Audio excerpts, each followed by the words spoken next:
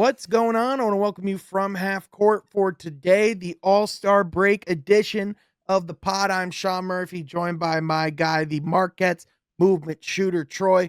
Troy, it's good to see you, man. We were able to hang out this last week and watch some Pistons Bulls action. And now we are now that the All-Star break is done, we kind of have a little hiatus from hoops this week. How are you going to get through and how are you holding up? Yeah, I'm doing well, Sean. Always great when I have an opportunity to see you in person. And yeah, I think probably the highlight of the weekend was the 3-point contest. Of course, I thought I wanted a little better performance from Cade, but it was good to watch Tyler Hero really ball out there. And we'll talk definitely about the All-Star game itself. But for myself, Sean, there's some good college games going on. There were some good college games even this weekend. So I think, there's certainly some top 25 teams, ranked teams playing tonight and tomorrow that I look forward to watching. And I think that's how I'm going to keep my mind off of no NBA is go to the college game. Hey, nothing wrong with that, especially we're only a month away from March Madness and everything that ensues with that. So it's a perfect time to be getting tuned into the college game. And I have a feeling that we're going to be having more college players coming out into the league again, kind of like how it used to be, especially now that NIL is such a big thing in college hoops. And now that more players are staying home, I think we're going to start seeing more names coming out. But Troy, there's a lot to talk about on the pod. You mentioned the All-Star game. We definitely have to break down the festivities of All-Star Weekend, our thoughts. Also gonna do some mid-season grades for the Pistons as a whole, but also for specific people within the organization. But first, this is from Half Court where we talk all things NBA and Pistons basketball. If you like that, be sure you like the video, smash the subscribe button so you don't miss any of the content down below. But also be sure you comment and join the conversation. Have any questions? What your topics on the show? Put them in the comment section down below. But also be sure you follow us on social media so you're not missing any of the coverage, reactions, takes that come up in the moment. You can follow myself at Sean Half Court on all social medias. You can follow Troy at Troy Sergey 44. But Troy, let's start with the All-Star game because it is the most prevalent thing on the mind of a lot of people. It is, the reason for the break as a whole. The weekend, as I would say, was very up and down. Although I think the competitive nature of the All-Star game, I think a lot of people would agree, was improved this season. I still think this was a disastrous weekend for the NBA as far as how All-Star could have turned around. I mean, the conversation going into the weekend was how they're going to try, how they wanted to make this entertaining, how they're experimenting with the format, and just about every new idea that the NBA had just fell flat on its face. And I think, in my opinion, what really set the tone for the weekend was the Chris Paul, Victor Wembanyama shenanigans that happened during the skills challenge. And specifically when the NBA not only disqualified them, but was so mad at Chris Paul and Wemby that they wouldn't even let Diana receive, they wouldn't even let the reporter or TNT come in and actually interview Chris Paul and Wemby in the moment. Like specifically, you could see the NBA PR guy go, nope, nope, not doing that. Nope. And so obviously it was like something that was really funny. And I still think it is something pretty funny to be honest. But like the NBA was visibly upset about it. And it was, this big controversy, but nothing else that night really lived up to it. And unfortunately, there was a pretty limited amount of hoops actually played when it came to the All-Star game itself. So Troy, let me ask you, I just went on a whole ramble there, but what were your thoughts on All-Star Weekend, and is this something that's even salvageable? Is this something that we can even look at and go, "Okay, there is hope"? Yeah, Sean. Similar thoughts of you, I think. I just love the old format, Sean. It's what we grew up with. It's what we got to look forward to each and every season of looking at that East versus West format, seeing, certainly the best coach on each side, coaching the team and, putting out rotations that were competitive. And it just seems like that's not really the case anymore. And I understand that last year, 2024, as All-Star game was pretty ridiculous of the high scoring and the absolute lack of defense in any way, shape, or form.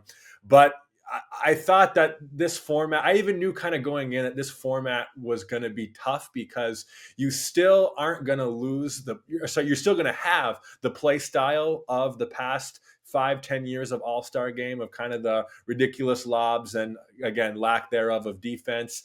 But to know that it's the first one to 40, you having a low target number like that is not gonna make your defense go sky's the limit. And I think they might have thought that, but that just wasn't the case. Even if you bump that up to 80, you might have had a little more of a fun game to watch. But I think having that number and that threshold of first one to 40, to me, just it wasn't a good format, Sean. It didn't capture, I think, what the league wanted to.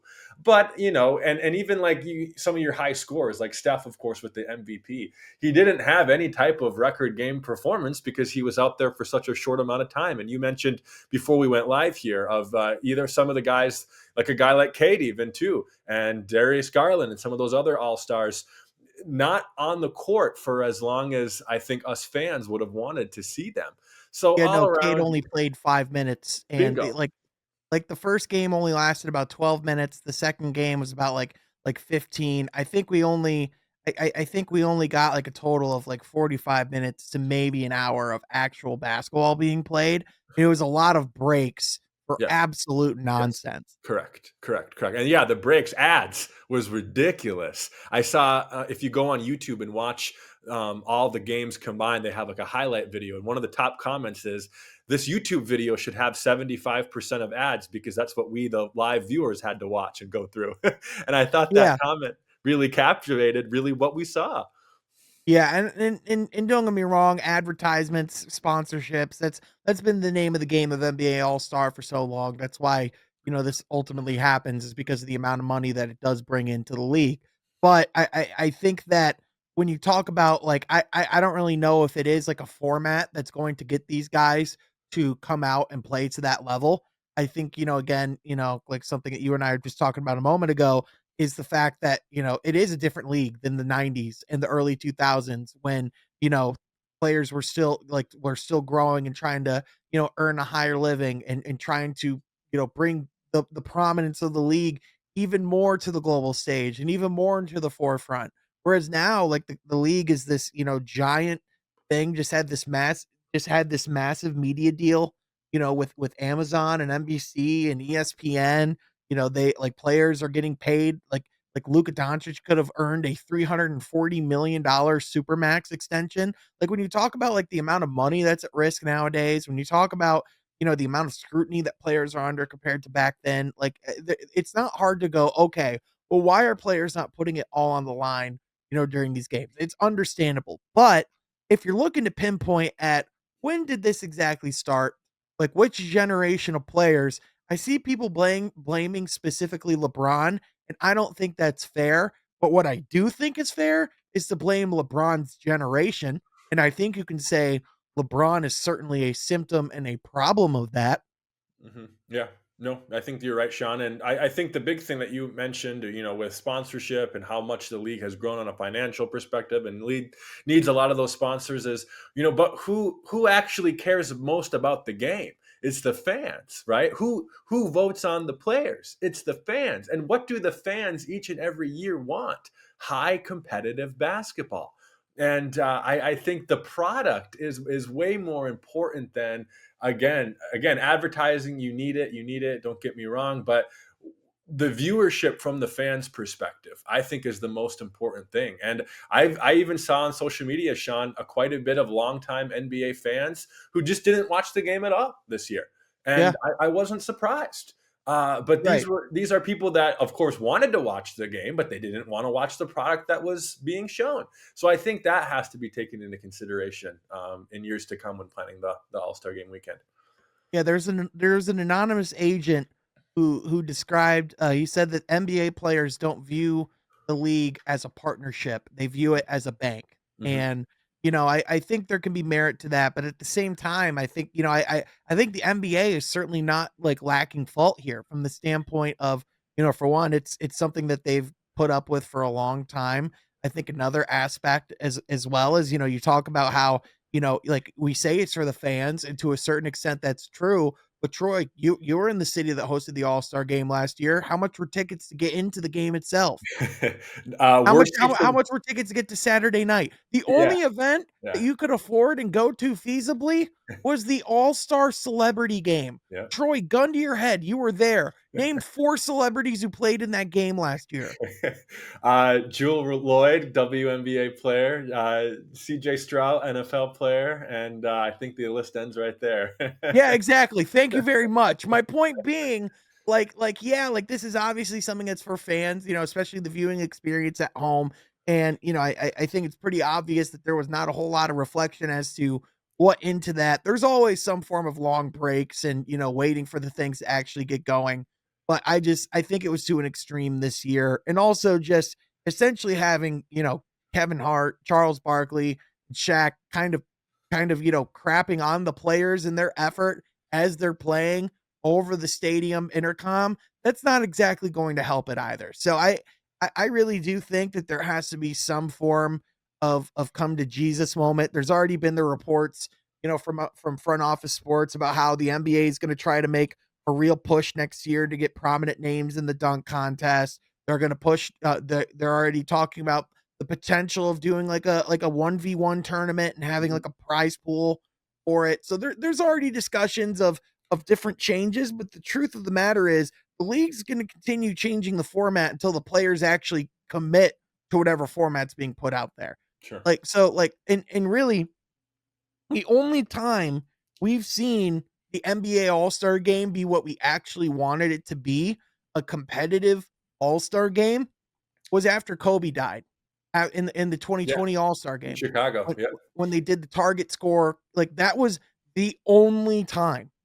And then after that, it's just completely dissolved. So we know players can put in that effort. And Troy, I don't want it to be all doom and gloom because I do think there is a sliver of hope.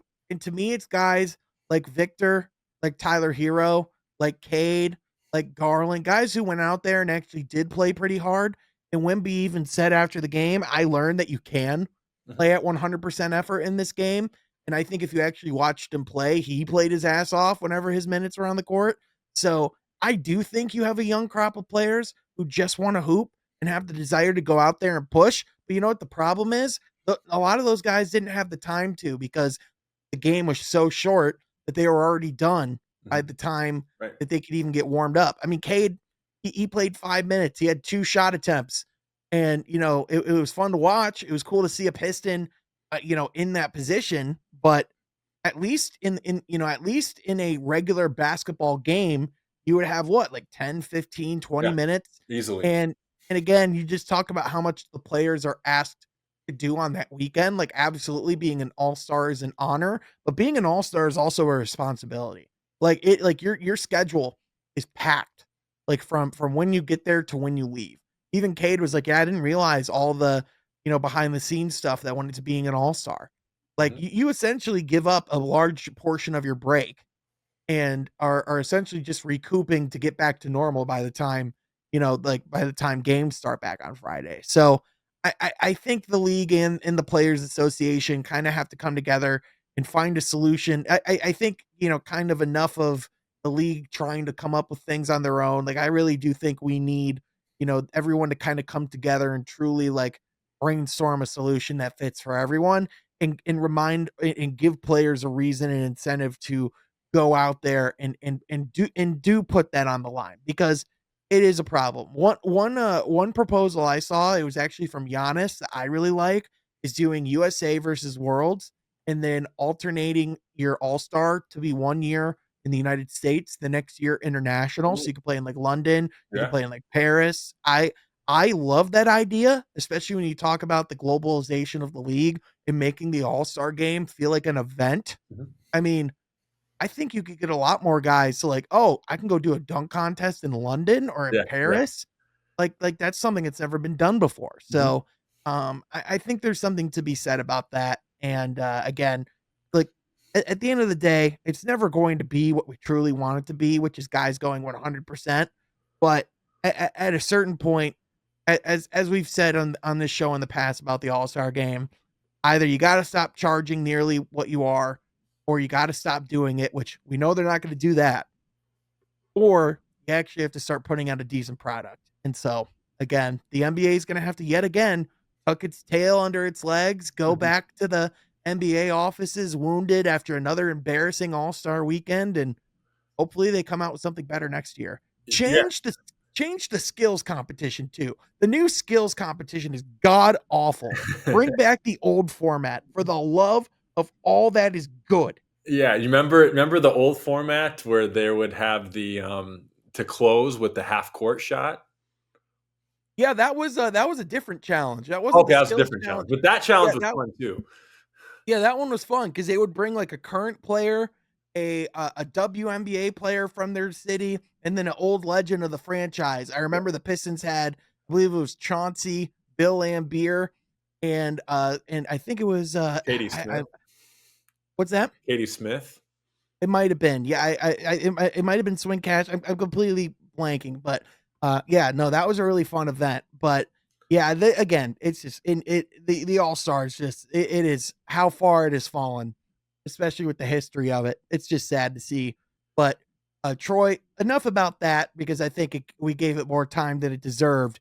But I think for when you talk about what's actually important now that the All Star break is over, the exciting thing is that this is the final push before the playoffs. There's about like 20, 30 games left in this season, and a lot of teams made moves, have are kind of reacclimating their rosters, and we're going to see a lot of teams start to tank and move the other direction as well. But for the first time in years, the Pistons are actually playing for something beyond the All-Star break. And I think in order to really assess and see how that happened, I think we should do some midseason grading. So let's start with the head coach, JB Bickerstaff.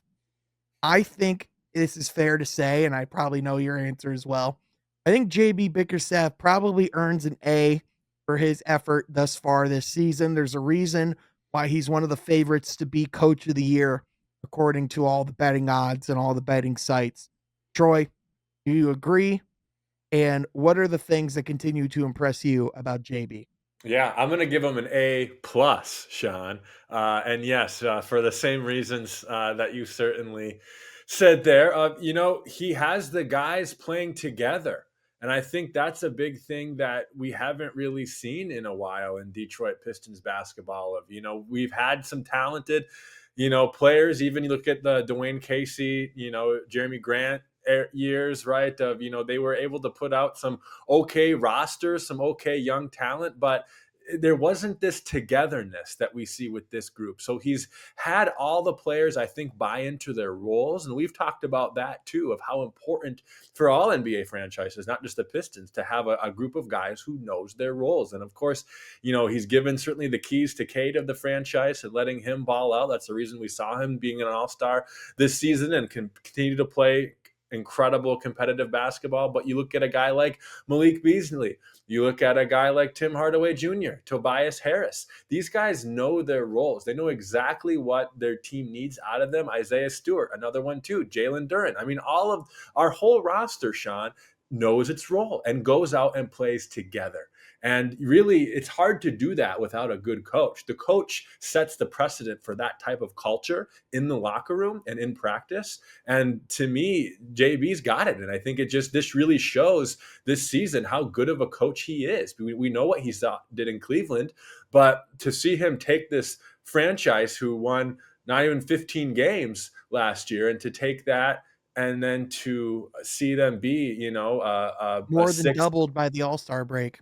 yeah, a sixth, fifth seed in the Eastern Conference. That just really shows you how good of a coach this guy really is. Yeah, I think it's just, you talk about the togetherness. A lot of times in the years past, it would just be, guys trying to take matters into their own hands and play hero ball to dig whatever holes the Pistons have put themselves in, because whatever they were trying was just simply not working.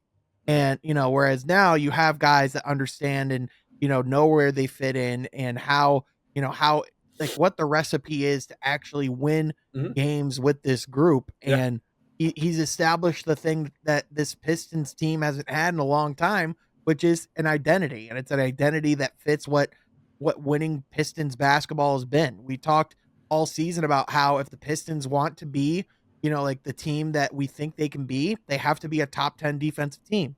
At the All-Star break, they're 10th in the league in defensive rating. They're top 15 in offensive rating. You know, they're at the point where they are an average to above average basketball team. Mhm. And obviously we all knew that it was going to require, Cade playing to the level that he is. And we all felt like that was a pretty, like pretty lock and key certainty. We've seen Cade shine in years past, but it's the fact that he's been able to bring in these veterans and equip them with the necessary power, but also with the necessary understanding of what they were brought here to do. Mhm. And that's exactly why I think you've seen like a guy like Malik Beasley, who's been trusted with as much responsibility as he's been, both in the locker room and on the court, be as effective as he's been. So, you just talk about how this entire dynamic is completely changed. The energy and the joy and the contagious energy that this group has that it just didn't in years past. A lot of that belief comes from, the person that's leading you into battle. Yep. And, I can't say enough about how good of a communicator and just how good of a leader JB's been for this franchise thus far. So, Right, right. The right coach at the right time, I think yep. is a good way of putting it. Yep, for sure. And I think, you look at the other person of like who's been just as responsible for, like putting this together, JB Bickers, I mean, not JB, Trajan Langdon, the president of basketball operations. I'm going to give him an A minus to a B plus. Obviously, he's done just about as good as you can ask an executive to do in his first season with the team. The acquisitions that he's made are, have been darn near perfect. I think if you're looking at like if you're truly nitpicking and going, oh, why is he not getting an A or why is he not getting an A plus? He has been able to go out and acquire assets, but he Mhm. hasn't been able to get a first round pick. Right. There's still kind of the clarity of figuring out what that next star is alongside Cade. So it's one of those things where you're excited and optimistic about the progress that he's made, the staff that he's put into place, the foundation that he's laid, but what's truly going to define Trajan is the next moves that he makes, like who he's going to keep around Cade and these guys, how he's going to build off of this momentum. I think he's shown that he can be pragmatic and he can make moves that help them, win now, but also not give up too much, which I think is a really good thing. But like if we're talking about like the A's to A pluses, like if he was like just hitting an absolute grand slam, it's if he somehow was able to go add first round draft capital, which Yeah. we saw how hard it is to do. I mean, Luka only got one freaking first round pick. But Troy, Yeah. do you agree? And what would your grade be? Yeah, yeah, yeah. B plus, A minus, I think. But in some ways, I think it's hard to grade him because of what you just described here. But I think looking at the trade deadline, we saw certainly a lot out of him. With the only player we lost was Wendell Moore, right? But Yeah, Wendell also, Moore. Yeah, he just signed a two-way deal with Charlotte. right, right. But we gained what, second round pick out of it. So We and gained Dennis multiple second-round picks, Dennis and Schroeder and Dennis Lindy Schroeder. Waters. So the fact that we lost next to nothing, no offense, Wendell Moore, and we gained picks and a solid, proven vet like Dennis Schroeder, yeah, I think that has to be said about the kind of uh, guy Trajan Langdon is, leading our franchise in years to come. So yeah, in some ways, a little bit too early to even answer that question, Sean, but I'm okay Yep. with giving a B plus. Yeah, for sure. And again, I think it's just impressive how much he was able to do with the little amount of time that he was given. Yeah. Like he had to come in and within like 3 to 4 weeks hire his staff, set up a draft board, hire a coach, put together interviews. Like Hmm. that is a lot to put Yeah. on anybody, Right. let alone a Right. first year executive Right. in his first time having the head chair, and for him to Mhm. handle it with with the grace and with the, just like with the intent that he did is I think what's been so impressive. So Yeah. again, curious to see how he kind of builds, kind of builds on that going forward. The next guy, obviously, you brought up Cade Cunningham. I mean, I think it's pretty self-explanatory here. It's an A, all-star. I think it's beyond a shadow of a doubt now that Cade is going to be a all-star player for years to come. And I don't think anyone's questioning that if Detroit has a franchise player anymore. And I think if anything, this is a type of weekend for Cade where he can both look around and go, man, it's crazy that I made it here. Mhm. but I don't have much I like, but there's also so much growth for me to do in order to continue to be here for years on end. So, uh, what would you say about Cade that we haven't already said? You know Yeah, what I mean? yeah, Sean. When we do this week after week, you almost run out of things to say about this guy. But he's the driving force. And you look at teams around the league. You know how you build a good competitive playoff team and even contender is you have that one star, and then you build around him. And Yep. here in Detroit, we found that one star, and we are simply building around him. What pieces can we bring into the locker room that will help this guy get buckets and will help his life on the offensive and defensive end be easier to win basketball games? So, yeah, Sean.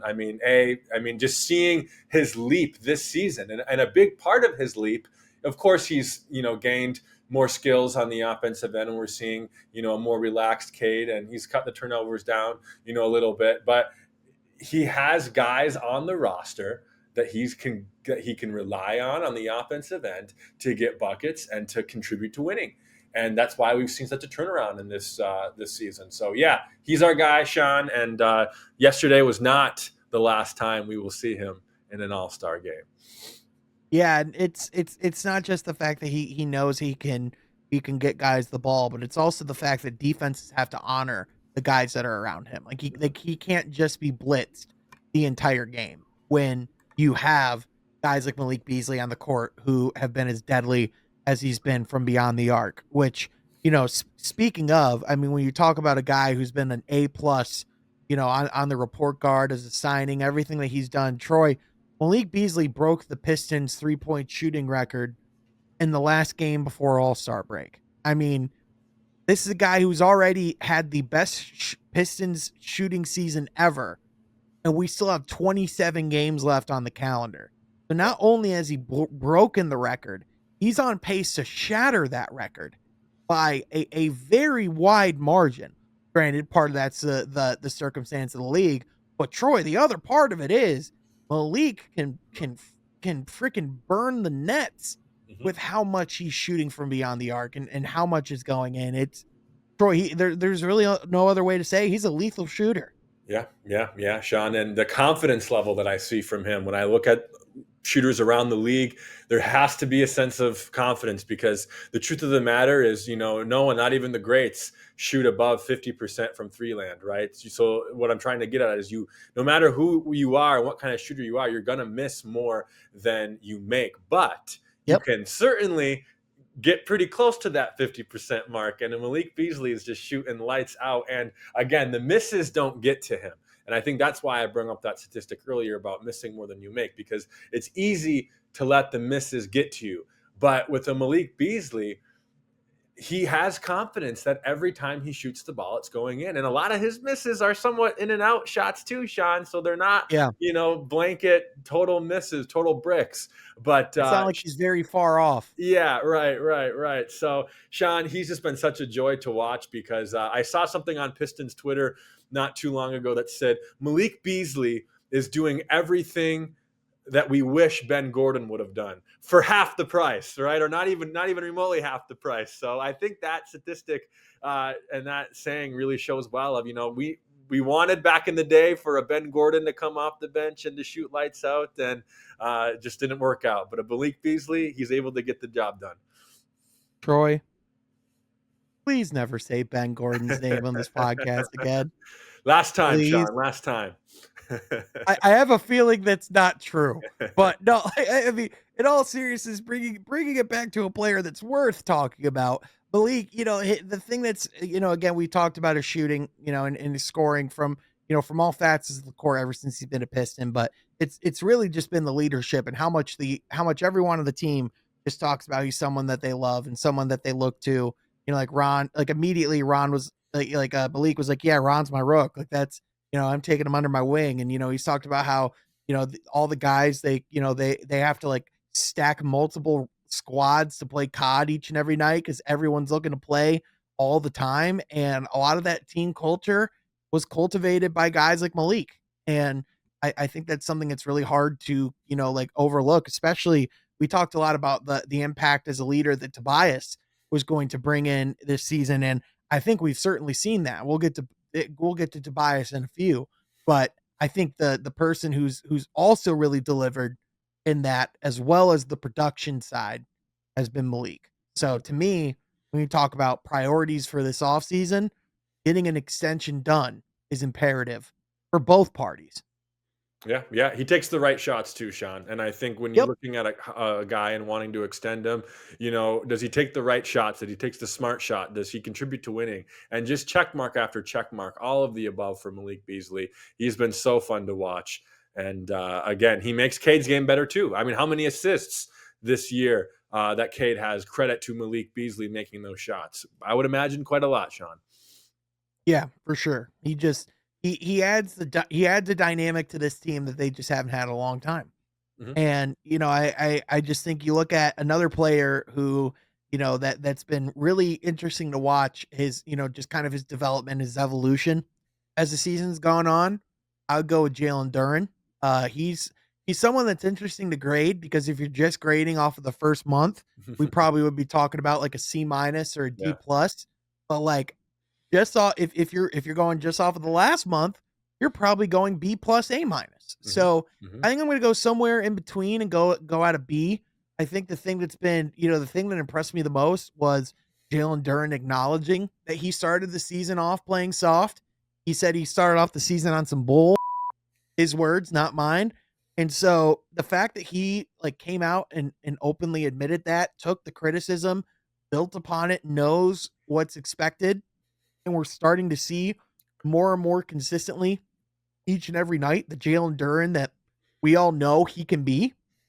Hmm. That's really the thing that's special with with him is just his energy on both sides of the court and the ability to just break plays. Like specifically, he's always been like we've always seen that he has the ability to block shots, and we know that like he can get above the basket, he can swat things away.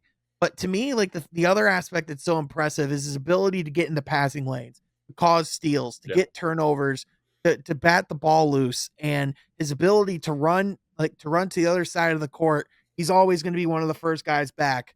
That's the thing that's been impressing me. So Troy, what have you made of Jalen Duren's season, and what grade would you give him for his campaign thus far?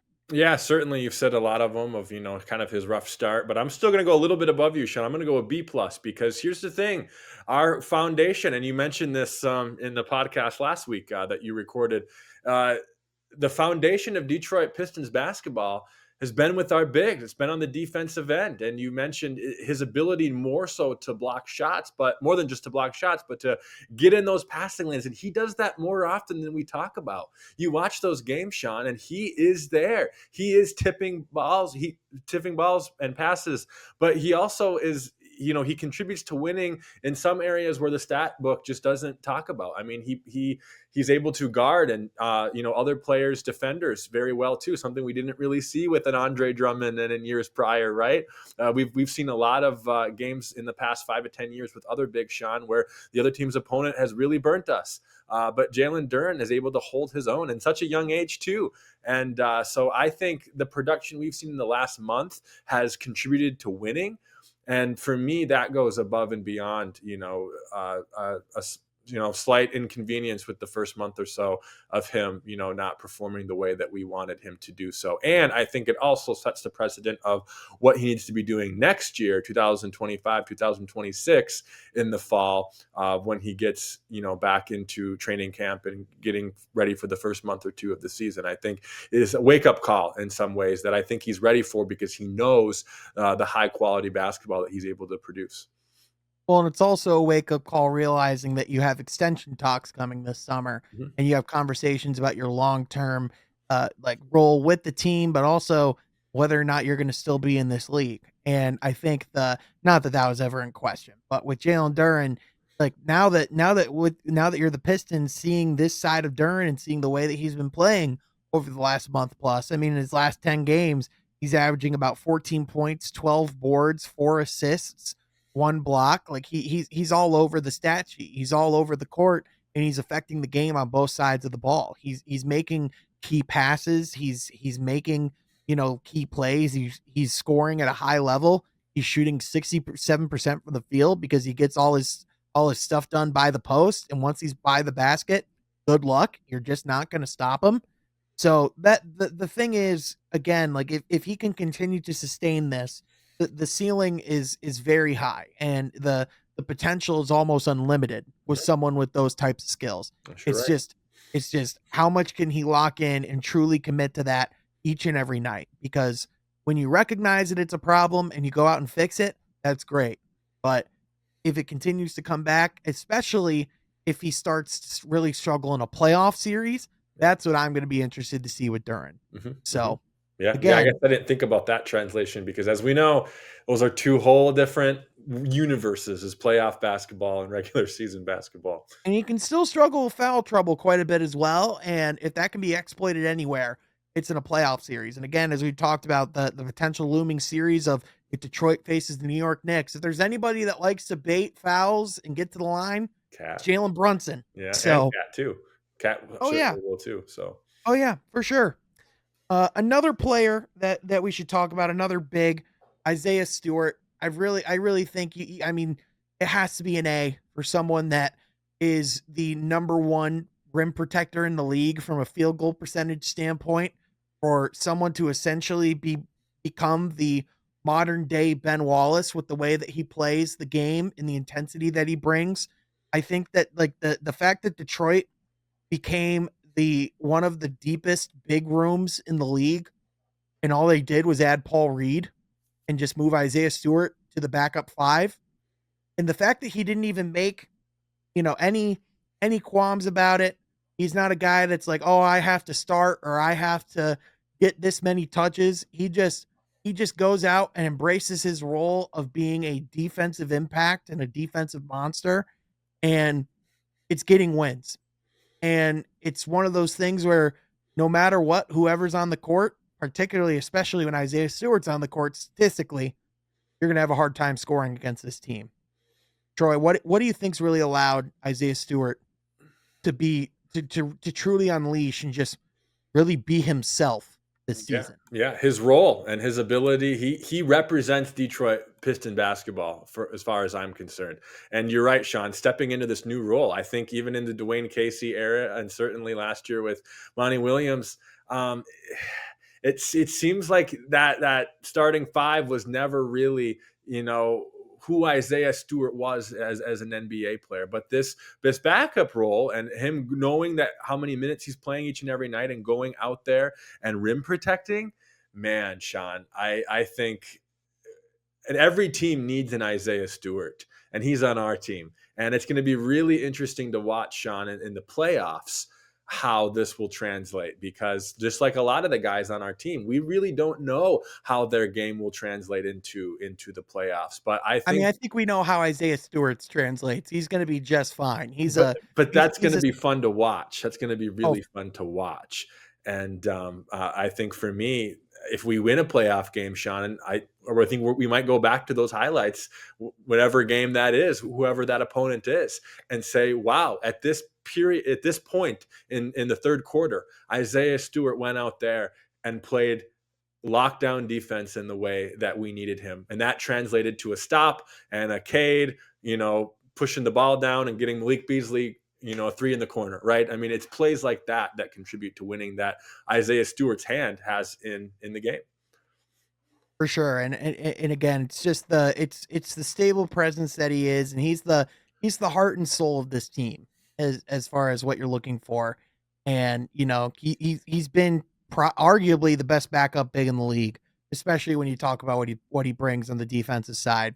It's not that he was a bad player last season. It's not that it's not that being a four wasn't something Isaiah Stewart could excel in, because to a certain extent he could, but he's at his best when he's allowed to be by the basket. Mm-hmm. He's at his best when he's allowed to truly just focus on the grit and the grime of the game, and mucking things up from a physicality standpoint. And that's truly what he does best. And it's something that like him and Ben have a lot in common as far as the way that they play is it's not necessarily the fact that they were both like athletic freaks. I mean, Ben was a little bit more of an athletic freak when he was when he was in his prime, but it's also a lot of their blocks came down to timing.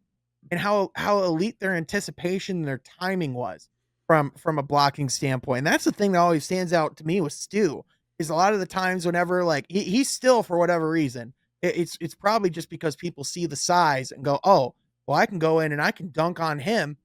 It happens occasionally, but not very often at all. I mean, it says a lot that teams are shooting at a higher percentage against Victor Wembanyama in the paint than they are against Isaiah Stewart. That Mhm. tells you everything you need to know. Sure. Yeah. Yeah. You're You you absolutely you, right, Sean. you probably have like a foot plus difference in wingspan at least. I think probably more than that. Yeah. Mhm. I mean, you definitely have almost a foot just in height Yeah, difference there. right. But Wimby's wingspan is even longer than his height. So, Yep. Now, another player that I mean, probably one of the more polarizing players in the league, he always is going to be kind of ever since some of the memes, is Tobias Harris. Obviously he was someone that was it was focused on with a lot of vitriol and a lot of hatred and kind of getting this unceremonial exit from Philly. And now he's in a situation in Detroit where they've won more games than the Philadelphia 76ers have won. yeah. He started out the season struggling, especially scoring the basketball, shooting the basketball.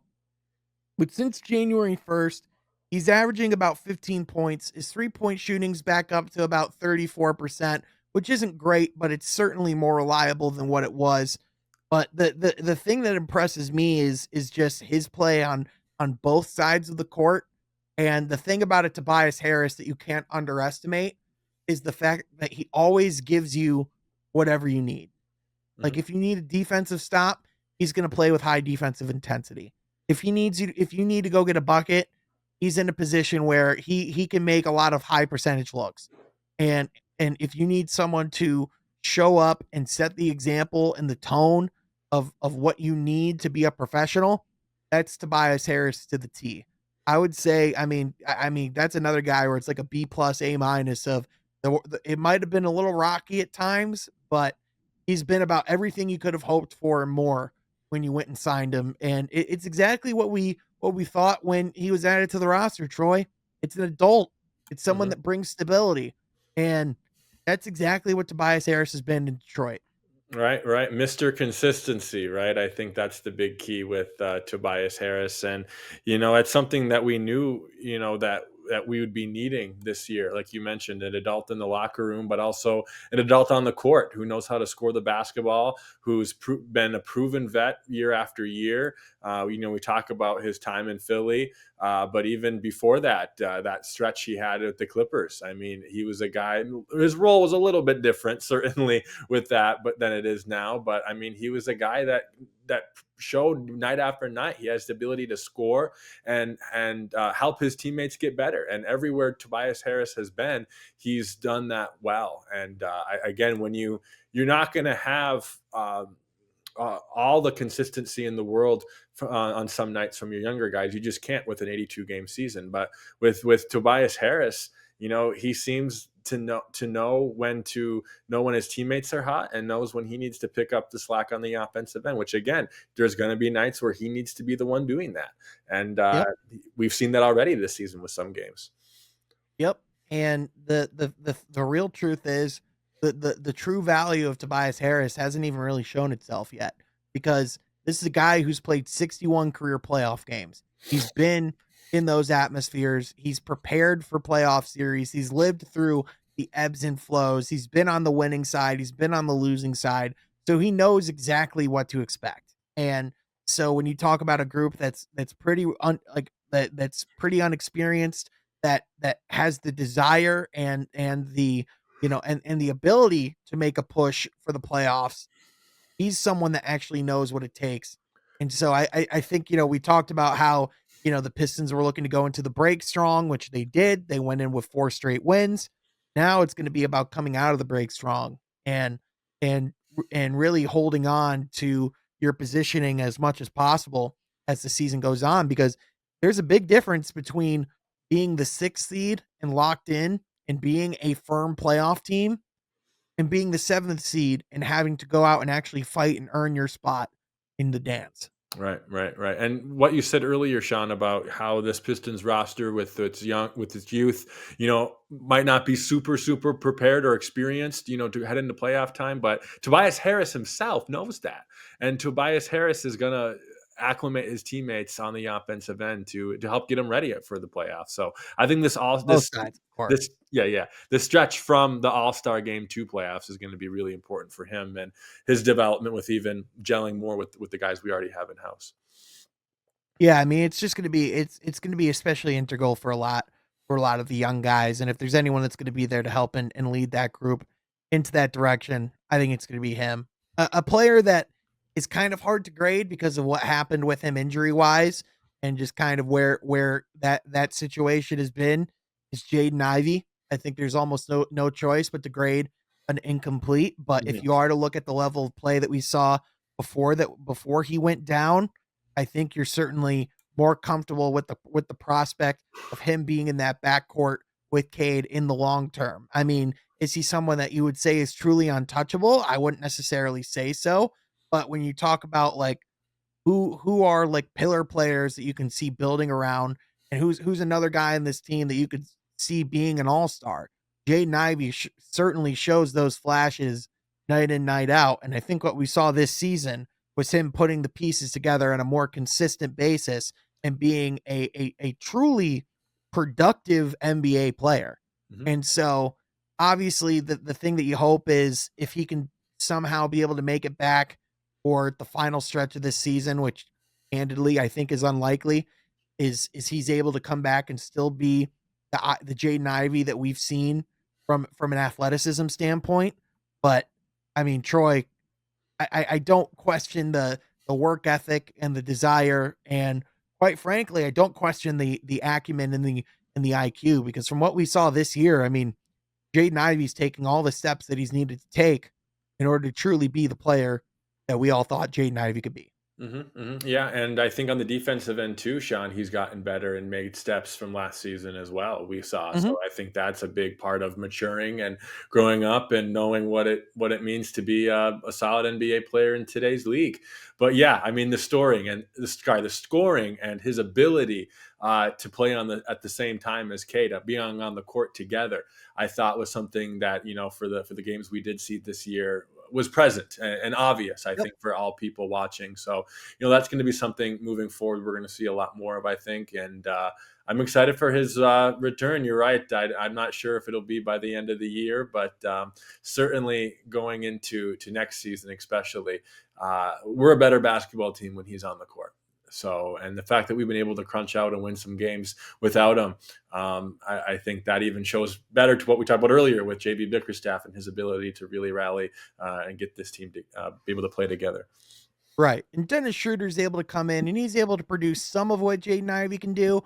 But if we're being honest, it doesn't nearly reach the ceiling of what this team is when Yeah. Jaden Ivey's fully healthy. And I think that's going to be the exciting thing of seeing them going into the seasons to come is, assuming that Jaden Ivey is on the team and that they continue to, run this backcourt of him and Cade. It's the fact that we've seen their success, not just with them on the court together, but in the ability to stagger them and to still have that high level of scoring production from the guard standpoint, Mhm. regardless of whoever's on the court. Yeah. So Yeah. I think that's going to be the real big thing is just continuing to see, Ivy put up those big performances when Cade's not on the court and the ability for, whoever has the hot hand to come in and close the deal. And that's the other thing too. We saw both Ivy and Cade hit big clutch shots this season and make big clutch plays. So, these are guys that are learning how to win together, and that's exactly what we saw when he was on the court this year. That's right. That's right. And you look at other teams, especially like a Boston. I know totally different players and totally hard to compare with Jason Tatum and Jalen Brown. But there was that stretch, Sean, a couple years ago where we were wondering,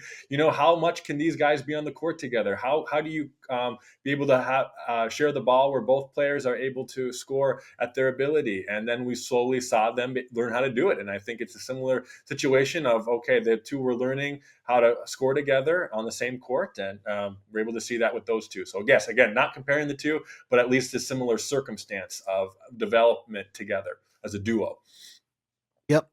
I think another player that you kind of have to put in that incomplete category is Ausar Thompson. Definitely. But if you talk about the returns that you've seen of late, it is certainly been tantalizing to say the least. He's been able to play about 33 games now. He missed that first 18 games, and then he's missed a couple games here and there just because of illness or just kind of back to backs. So he's really been working his way back into the rotation. His minutes have been starting to climb as the season has gone on. We've kind of seen him shake off the cobwebs, so to speak, kind of on both sides of the court. But I mean, Troy, now that he's looking healthy and now that he's looking re-engaged, I mean, we're seeing Ausar Thompson play really good basketball. And so when you talk about just like the ceiling of this team and the potential direction that they can go, Ausar Thompson is in my opinion, him and Cade are the two untouchable players on this team, in my personal opinion. What have you made of Ausar Thompson's season? And how much does it scare you to know that that's a guy that can play as well as he can, and he still can't even really shoot the basketball from beyond the arc? Yeah, I was just gonna say that part. I think because of that, I have to go with a B plus, which I think is still a really good grade for him because I think his ability to just play high impact winning basketball, and really that's been kind of the common theme I've given all these players, Sean, is ability to win. But you can't just have one guy that'll do that. You need a variety of guys who, when they're on the court, they will do everything in their power on both ends of the court to make your team win the basketball game. And Ausar Thompson does that. We know what he can do on the defensive end of locking down other wings. And he's learning how to play with Cade too, of cutting to the basket. And we saw flashes of that last year, but we're even seeing some more comfortability scoring the ball this year. You're right. You wanted to see that 3-point shot, develop a little bit more, but that would probably be the only critique I would have. But at the same time, he's able to score in ways that I think he hasn't been last year. He's developing to score in the paint more as well, and he can drive the ball pretty well as well. Ron Holland is another one too that I think those two guys, have made improvements from the beginning of the season to now of how they're able to score. So yeah, Sean, I think Ausar Thompson has to be high up there of a B plus, maybe even an A minus type of player. Yeah, I mean, with the 3-point shot, the thing that's been impressive is over the last like 10 games, he's really only shot 2 3-point shots and they were in the same game. He's essentially, just said, you know what, forget it. I'm just going to go out and get mine the way Yeah. that I can. And that's, getting to the basket, cutting to the rim, getting in the fast break, but also he's really good at his mid-range shot, especially from the free throw line in. He's really effective there. And you talk about like the chemistry with him and Cade. I throw out the chemistry of him and Duren, who Hmm. we've been seeing develop, from both sides, being able to pass to each other and to set up opportunities together. We're seeing more opportunities for Ausar to handle the ball and to be a playmaker and to kind of run the offense a little bit more. And I think as he does that more, there's a lot of, there's a lot of really interesting developments that can happen because of that. So the thing about Ausar is like you talk about how like a lot of the guys in this, like they're playing winning basketball, and I think that's true. But I think Ausar does it in the way, like in such a crucial way of he does a lot of the unflattering, like the Sure. unflattering stuff. He does a lot of the dirty work. He does a lot of like you talk about like the things that you don't necessarily always see on the stat sheet. That's Ausar Thompson Hmm. to a T. Yeah. And the other thing as well is you just when you talk about like the elite athletes in this game, he Yeah. is on that very Super short list. athletic. Super athletic. Like there was that dunk that he had in the Rising Stars game Yeah. where he didn't even have a running start. He merely jogged and he dunked it from the free throw line, Troy. Yeah. Yeah. Like Sure did. his ability to bounce and to hang in air, talk about an asset. And Mm. again, the fact that he is playing as well as he's playing and being as good as he is, and and essentially saying three-pointers be damned in a league that is predicated on the three-point shot tells you how productive this guy really is and how good he really is. Yeah, you're right, Sean. And yeah, I've got to touch on the mid range, but that has been, I mentioned scoring, but ability to score in the mid range. I think for a guy like him, you don't have the 3-point shot, but it's okay. Find other ways to score the basketball. And Ausar Yep. Thompson's clever like that. And I think that's what makes him a special player with being so young is he's clever. He doesn't have an attitude. He doesn't. he's not a quitter. He's a go getter, and Yeah. I think with he gels so well on this team because of that. The Yeah. culture is And great with him in it. yeah, and I understand people from an analytics standpoint going, well, you want to either be close to the basket or shoot a three. Hmm. But I mean, when you're talking about a lowly contested mid-range shot, if the guy's a reliable shooter, you take that, Yep. especially if it goes in at a high clip, which it does in Ausar Thompson's hands. Hmm. So again, I think the big thing is this summer he'll really be able to get back into, like, as far as training and as far as how hard he can go. He said in the summer that he felt like he went as hard as you could go without actually playing against other players. But the truth of the matter is you can do all the shooting drills you want. If you're not actually getting practice of shooting in a game setting, of in a 5-on-5 context, that's not really going to change. And so I think for Sar, just to be able to, truly play basketball again, to get those minutes in, to shake off those cobwebs. And we're already seeing how quickly he's getting comfortable again. And that's the thing that I think truly stands out. And, like him and Amen, like they talked all the time in a lot of their overtime stuff they did before getting in the league. Like they didn't care about like, oh, like who was like, getting flashy dunks. Like they talked about who were winners, like who played defense. Like they were, like they were that type of basketball fan, and they're that type of basketball players. Yeah. So, just again with Ausar, I know I said his grade's incomplete, but my grade would probably be similar to yours if I was actually to attribute a letter grade to it. Before we wrap up, Troy, real quick, I am curious on your take of who's the team in the play-in mix that you think is most likely to threaten Detroit in the seating as far as like where they're at, because Hmm. Orlando, they've been playing some pretty rough basketball. They have not looked the same since Paulo went down with that initial injury, and even with those guys coming back in, it's just been a real struggle. Atlanta, they made a lot of moves, trading a lot of key players before at the deadline, including DeAndre Hunter, who outside of Trey was probably their best player this season. You have Miami, who brought in Andrew Wiggins, but they still have Tyler Hero. They have Bam Adebayo. They can move past the Jimmy Butler stuff. And then at the 10th spot, you have the Chicago Bulls, who are the Chicago Bulls. Yeah, out of all those teams, Sean, I think it's a toss up between Orlando and Miami. But I'm still Yeah. going to have to go with Orlando. I just think that they still have the pieces. Yeah, they haven't been winning in the ways that I thought they might have, or leaps, or maybe they haven't taken the leaps that I think I thought they would have this season. But part of that is to do with Paulo's injury. But you still have him, right? You still have Franz. Yep. You still have some of these really great players, and I think a pretty good coach too. And you certainly gave Cleveland a run for the money last year in the first round, a 7-game series that you easily. I mean, they were up by I think double digits at halftime in that game 7. You could have won. Mm-hmm. So yeah, I'm gonna have to still say Orlando, Sean. I think will be the biggest tough. Yeah, and again, you can make an argument with Miami just because of Hero, and I think you have a Wiggins who wants to prove themselves, and never count out Eric Spoelstra, right? But I still am going to go with Orlando. I have to agree. I mean, the Orlando Magic somehow are still the second team in the league in defensive rating. They're the 29th team in the league in offensive rating. That's crazy. And That's crazy. and and I don't see a world where now that Paulo is going to be back, Franz is back, and this team gets a little bit of rest from the All-Star break and kind of regroup and recoup with a lot of the players that they have, the talent that's on this team.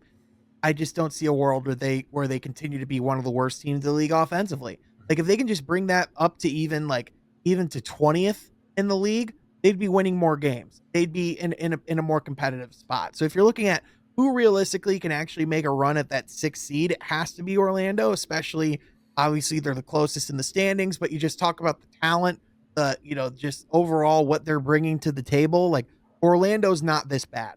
They're just not. They're not going to be in this spot next season. So I think you look at all the other teams, like I think for Atlanta, I think it's very, very likely going to go south for them this season. More than north. Miami, Yeah. Yeah. Well, I mean, they're not gonna be heading north in the standings. It's gonna be going all south. Right. Um, for Miami, it could be either or. I could see them, like getting really competitive and being really frisky with Wiggins. I could see them being really sloppy and not necessarily being able to figure it out with the new pieces that they have. And then all these other teams are just going to be tanking. Really, the only team at the bottom of the East that we're going to see rise, in the play-in standings is going to be Philly, and that's just by circumstance because they're the only team that's actually going to be trying to win out of that coop of teams that are down there towards the bottom. And even then, we're already hearing rumblings about Joel Embiid saying he might need to get surgery on Right. that knee So again in order for it to truly feel 100%. So what's to say Philly might not just say let's just yeah. shut it down and get ready for next year. Right, because I was just going to say, even if you're trying to win and you don't have Embiid, that doesn't mean you're going to actually win the games, right?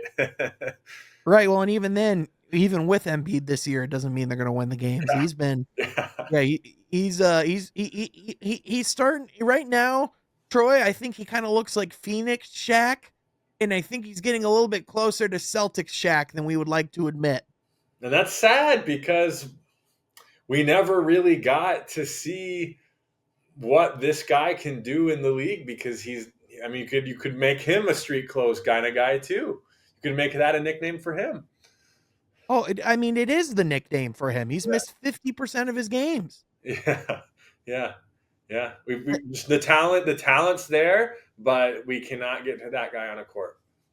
Well, and the other thing as well is with Joel Embiid at a certain point, like yes, you talk about like he is always going to be one of the what ifs of the league. Like if he could have truly been healthy come playoff time, what would have happened? But how many of those times was the injuries to his own doing? How much of it was the lack of conditioning and taking care of his body and getting beaten down to the point where he is now? And I also think how much of it is on the organization of letting this guy come in right off the bat, sit 2 years, and miss the first 2 seasons. You almost kind of like set this precedent right off the bat that like, okay, well, you're gonna miss games. You're not gonna be in every night, and that's okay. And Right. that's what this Philly team was Yeah. for years. Right. Right. Right. Yeah. It's a shame, but you're right. This stretch here from All Star break to the playoffs is going to be very interesting to see if they can win some games. But Sean, I don't have a lot of faith in that stock of an organization right now. No, neither do I. If there is anyone that is fighting for their lives, for their reputation right now, I mean, obviously we just talked about Joel Embiid, but to me, the guy that really is going to be fighting for his life or his reputation is Paul Yeah. George. Big Because time. yeah, because there's a lot of kind of shall I say uh stuff being slinged his way and accusations of being washed, and he's not exactly putting those accusations to rest. And when you're putting up Tobias Harris caliber numbers when they paid you to be the Paul George of old, it's just Yeah. in that city, it's not going to go well. And the unfortunate thing for the 76ers is you have this gift of the Eagles winning the Super Bowl. Hmm. Well, each day is a day removed from the Super Bowl. Yeah. And Philly fans are quick to move on to the next thing. Yeah. Yeah. And Last time I checked, April and May was not football season, Sean. yep, their patience with this 76ers team, with this 76ers nucleus is running razor thin. That's right. So, That's right. Troy, it's going to be fascinating to see how it turns out for all these teams at the end of the season. We're going to be talking about them all as it happens. Thank you again for being here, Troy, and thank you for listening and joining us here on the show. If you like what we do here, be sure you like the video down below and subscribe to the channel so you don't miss any of the content. Thank you for listening. We will catch you guys next time from Half Court. Be sure you're subscribed.